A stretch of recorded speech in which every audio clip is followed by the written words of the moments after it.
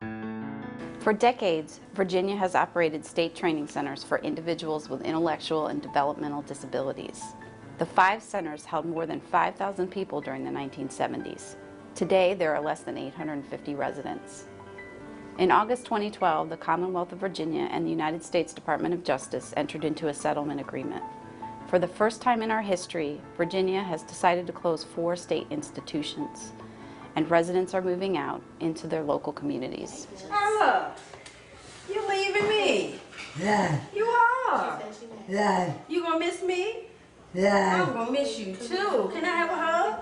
Yeah. Oh, Ella.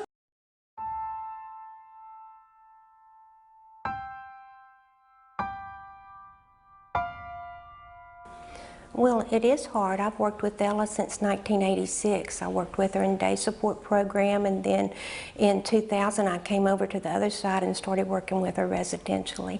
So it is hard. It's hard to let go and not be a mother hen. That's one way to put it. You know what color this is? Blue. I'm very proud of her. I'm happy to see her going to a less restrictive environment, to live in a home. This is Ella's new home. She used to live in Cottage 35 at South Virginia Training Center, but now this is her new home here in Petersburg.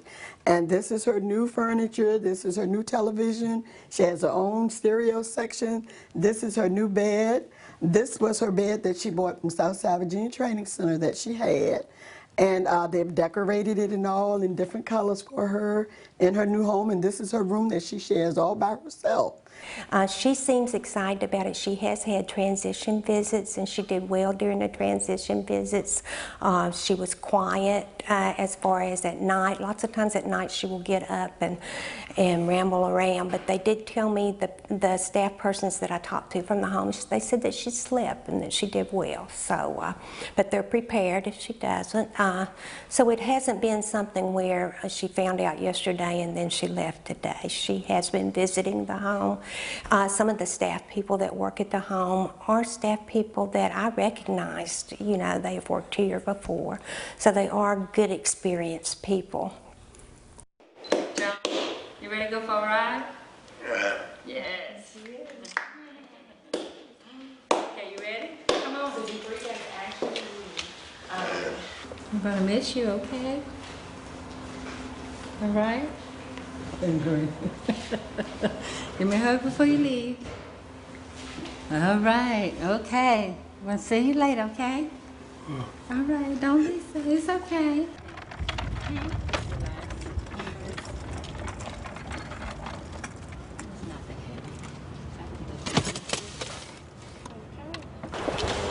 Well, sit in the seat right here, Joe. Yeah, sit right there. Sit right there. Yeah. Okay. You in? Bye. Bye.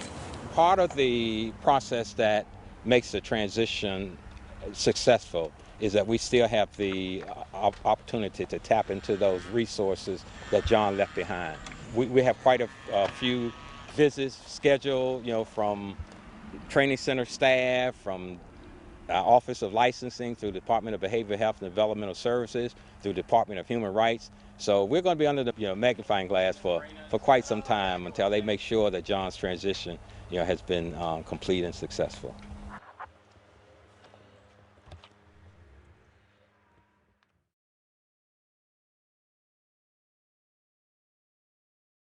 One of the biggest things we have to do, you have to be familiar with the providers and the people in the community who are providing services. That way you know who to put different individuals with. What we do right now is we're required to show the individuals at least 3 homes, because we want people to have a choice and different selections of homes. But it's very important that you know the provider and you know that they can meet the person's needs. I think specific to the settlement agreement, some of the many concerns that people have expressed is really about our ability to actually grow the community-based system of supports we have for individuals. Many of the people that currently live in our training centers are concerned, they and their family members, about what's available in the community. They want to make sure they have the same level of supports, that their loved one is able to participate in activities. John, see John?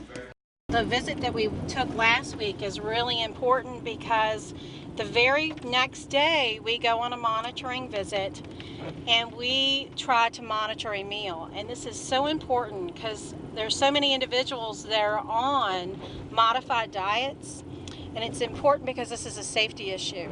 So we've really made that part of our program, our monitoring process, that we have actually an occupational therapist that goes and does these visits the next day. She's also a registered nurse. So it's important that we really do take the time to do the specific monitoring of those procedures. I really see the transition from going to the training center into the community as a good way for them to improve their quality of life, to broaden their horizons. They get to do more things, see more things, just have more opportunities. Very good. Very good. Jim is a very tall, quiet young man. He does have some things that might frighten some people because his communication is difficult to understand, but he too has been successful. He does volunteerism at day support. I mean, I think he too, his parents live right down the road. They participate in his life, which is wonderful to see that he can come and go to their house. Parents are concerned about stigma. When individuals are at the training center, they are in a group. They weren't really exposed to the community. They had their own community, and parents were afraid. The more you go out there and the more that we get to interact with the public, the better it is. The Brambles here is starting something that I'm glad to see because it's in the community. You're part of the community rather than part of something in another town someplace else. Kathy's been doing Meals on Wheels pretty much since she's been here at the ARC. She goes out usually at least once a week, sometimes twice a week to do it. I think the thing that's beneficial about it is that our people feel like they're giving something back to the community when they do it, and I think that's pretty huge for them. Watch the dog, Kathy. You don't want to step on the doggy, right? Aww. They feel like they're really contributing back to our society. How you doing? I'm doing fine. That's good. You're doing better. We're doing great. Thank you. Thank y'all so much. Okay. I did it. Kathy, you want your check? Yeah. Here, so I got it right here. There you go. Thank you. Benita always seems to be very sort of happy. She has her days where she might not be as pleasant as other days, but she walks in with this smile and, you know, and she says, I've been good today, you know, and it's refreshing. I was contacted by one of the personnel at Southside Virginia Training Center stating that she was able to get a job, which was surprising to me. I don't think that the general public really has bought into the fact that they are very good employees, very dependable employees. All they need is some training and job coaching. They want to go to work and they do enjoy working. So I just think it's a thing of education. When she did the interview at Walgreens, she voted for the first time with assistance, and she loved her job. Last year, I believe it was when we were notified that they were closing all of the training centers. Before then, the social worker had told me that she was eligible and could go in the community, but I was skeptical. Since they're closing the training centers, I better go out with the social workers and start visiting group homes. The home that we visited in Chesterfield was nice, but all their bedrooms to me were upstairs. They weren't thinking about when the clients get old, how they're going to get downstairs, or if they thought they was going to ship them off to a nursing facility or another assisted living place. So I was looking for something like just on one floor. And between the T's home, everything is on one floor. We're good? Right here, honey. In the mid-70s, Virginia had over 5,500 people in its large institutions, the training centers. We had 5 of the training centers at that time. We still have 5 training centers.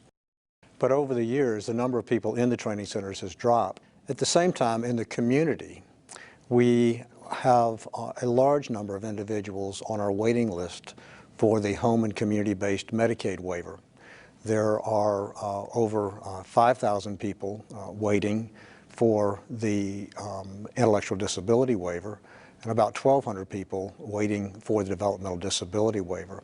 The settlement provides a real opportunity for Virginia to move resources from large congregate, primarily segregated settings into these integrated settings. The thing that is important for people to understand is that the individuals with disabilities that we're working with, they have specific needs for support.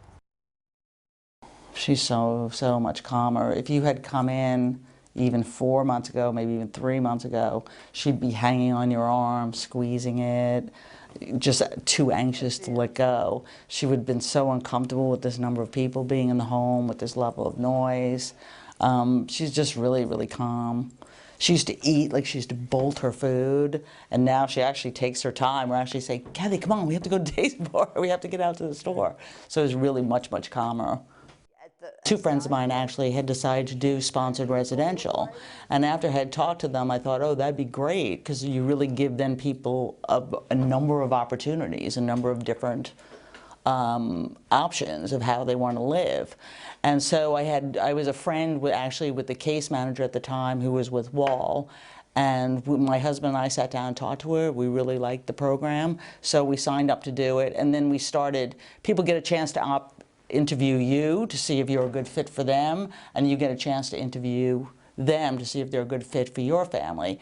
And we did, it took us almost 1.5 years to find Kathy, because either the age of the person or the disability wouldn't be appropriate with the age of my children who are young adults, or there was something. But we've been very happy, you know, with our choice and with her choosing us.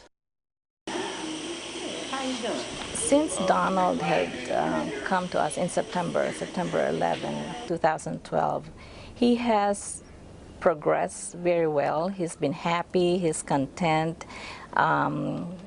He had problems with banging when he was at Southeastern. We have not seen that at all. Maybe occasionally he would have that when he's having a bad day, but generally, majority of the time he's been happy, he's content, he goes out to the community.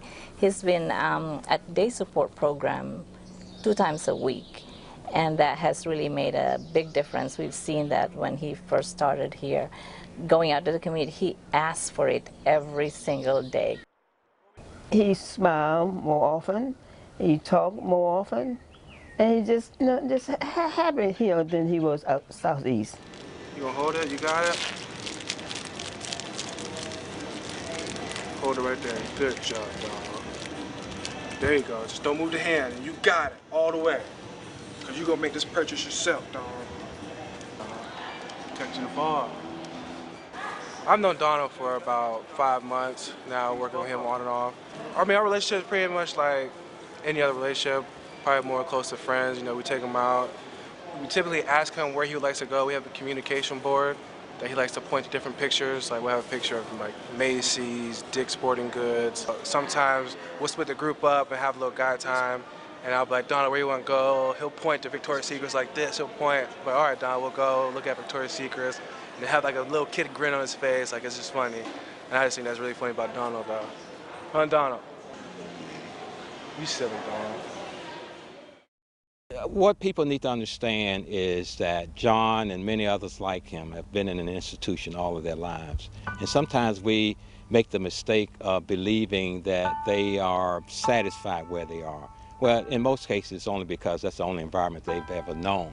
And once they get into the community and experience more freedom, more flexibility, more normalized lifestyle, they adjust to it, you know, very quickly. They're no different than you or I. You know, they look for the same things in their environment. You know, the opportunity to do some of the things that they like, the opportunity to go and use community resources and eat different foods and go different places. It's so important for families to understand that we know, I know, and our department knows that it is critical to assure quality services and a safe environment. We're expanding our licensure staff so that more staff are on the ground. We're increasing our human rights protection staff, and we're expanding our quality improvement program so that in the long term we can assure for years to come that those who live in the community are safe and are successful.